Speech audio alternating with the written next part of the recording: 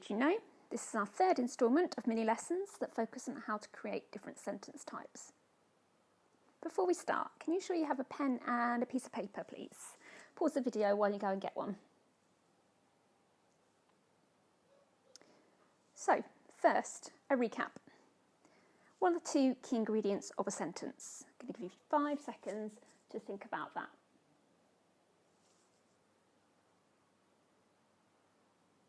So the answer is a subject and a verb. You may have got noun and a verb, which is okay, but not completely accurate when we're talking about sentence structures. So for example, the cat sat on the mat. The cat is the subject and the verb is sat.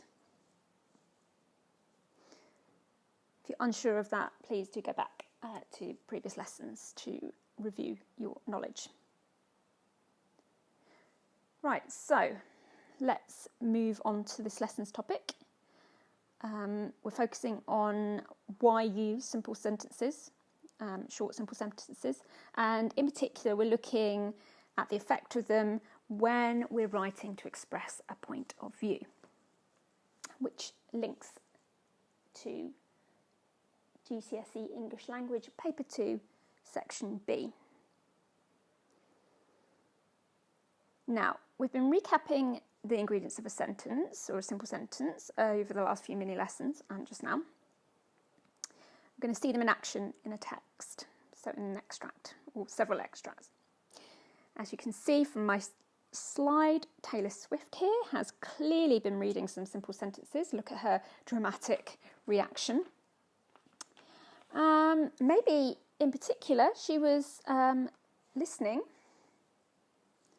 to this speech by Barack Obama. She wasn't, but I just thought that would be funny to say. So, short sentences, by the way, can be used almost as a punctuation mark at the end of a long sentence.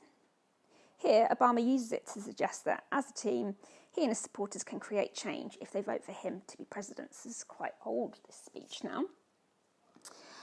So I'm going to read it, so you can hear the effect, because it was written to be spoken. And then, while I'm reading, look at the sentences that I've highlighted, see if you can spot the subject and the verb, and think about, obviously, the effect that I've outlined, or any other effects that you're feeling from it. For when we have faced down impossible odds, when we've been told we're not ready, or that we shouldn't try, or that we can't, generations of Americans have responded with a simple creed that sums up the spirit of a people. Yes, we can. Yes, we can. Yes, we can. It was a creed written into the founding documents that declared the destiny of a nation. Yes, we can. It was whispered by slaves and abolitionists as they blazed a trail of towards freedom through the darkest of nights. Yes, we can. It was sung by immigrants as they struck out from distant shores and pioneers who pushed westward against an unforgiving wilderness. Yes, we can. So, race through that a little bit. If I was to do it again, I'd probably pause for a bit longer after the colons. And I would also highlight that missing yes we can that I missed in the third paragraph down. Hopefully you can see that the writing helps you to create the tone that you're looking for. So I can create a powerful tone from this because of the way it is written. I'm not anything like Barack Obama, obviously, and you can go and watch him to actually deliver that speech in a much better way than me. But it's a really good example of that. So the subject and the verb in those sentences. So the subject is we, the verb is can. And again, he's using it to suggest that as a team, his supporters can create change. Next, we'll look at Greta Thunberg. But before that, I want you to apply what we've just learnt. I want you to think of a motivational, simple sentence that you could use to convince a friend that they will do well in an exam. So let's use Barack Obama as our inspiration. So he said, yes, we can. How could you adapt that, or what could you say that would be encouraging? I'm going to give you 10 seconds to think of that.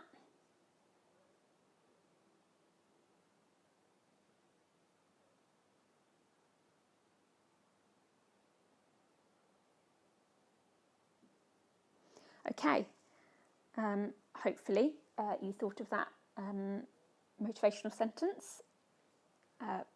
You will be asked to write about that in the Google form that I've attached to this. Let's move on to Greta. So short sentences again are being used to create dramatic impact here. Greta is attempting to make her audience feel guilty and also make her young fans feel annoyed about their government's lack of action to combat climate change. So think about the dramatic impact of her short sentence that I've highlighted.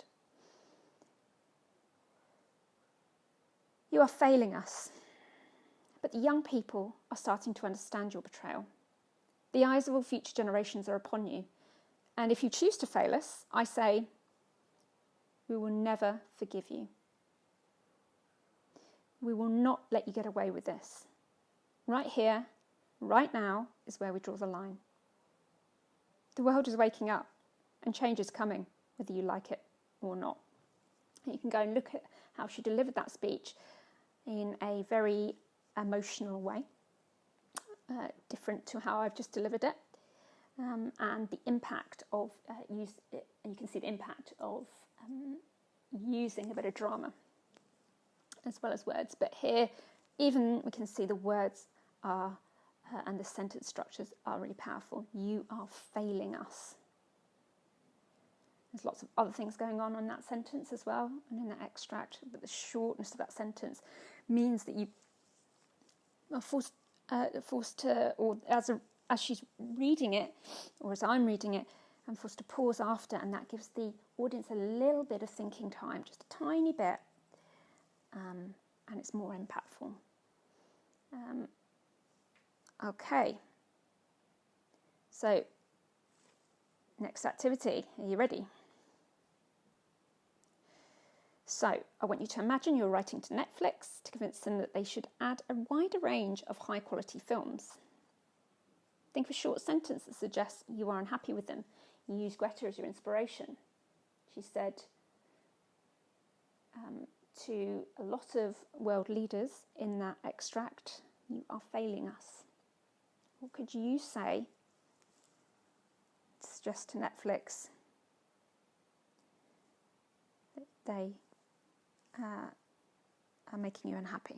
I'm going to give you 10 seconds again, starting from now.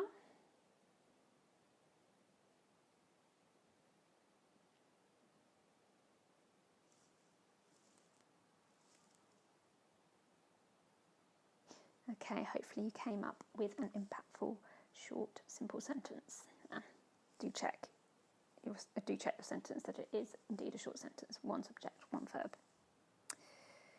All right, there is another use of short sentences in the type of writing we're looking at.